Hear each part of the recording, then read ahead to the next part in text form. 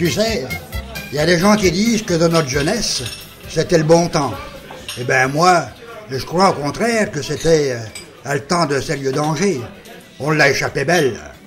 On se demande comment on est encore vivant. On devrait être mort depuis longtemps. On vivait tous les jours au péril de nos vies. Je me rappelle, chaque matin, notre mère, elle nous faisait manger des œufs pondus par les poules de la ferme. Et on buvait aussi du lait venant directement de l'étable. Non mais tu te rends compte? Et dire qu'aucun laboratoire n'avait inspecté ces œufs, ni analysé le lait pour y déceler des virus. Et c'est terrible ça. Les poules mangeaient tout ce qui leur tombait sous la dent. Tout ça, sans la moindre inspection. On peut dire que la mort rôdait dans notre assiette. En réfléchissant bien, nous avons survécu avec de la nourriture sans glutamate, sans protéase, sans phosphate. Il n'y avait point de colorant, il n'y avait point de dextrose, pas de levure, pas de lécithine.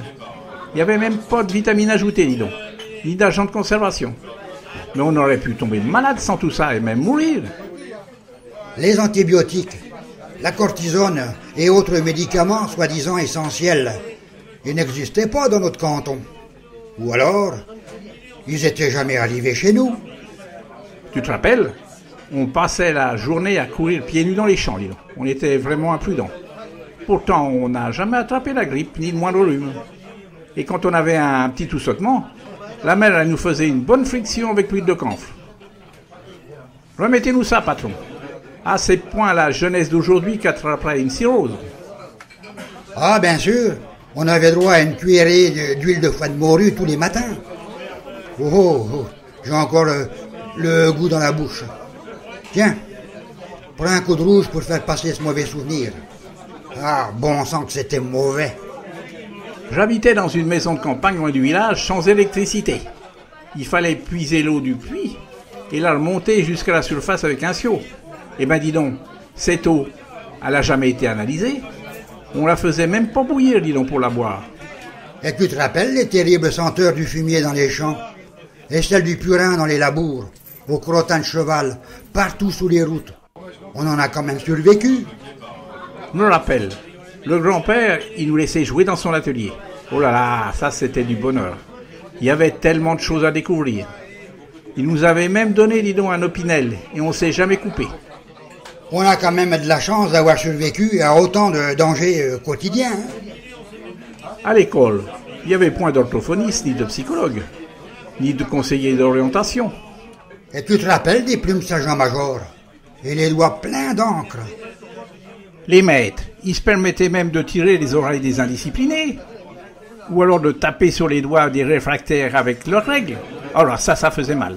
Oh là là, ça me fait peur de voir qu'on a survécu à autant d'abus physiques. Je me demande comment les enfants de notre génération ont pu grandir et s'épanouir, alors qu'il y a plein de gens aujourd'hui qui s'occupent de la jeunesse. Ben moi, je me demande aussi comment on a pu survivre dans ce monde où nos parents étaient les seuls responsables de notre éducation. Dis donc, je vais quand même pas trinquer avec un verre vide. Allez-y, patron.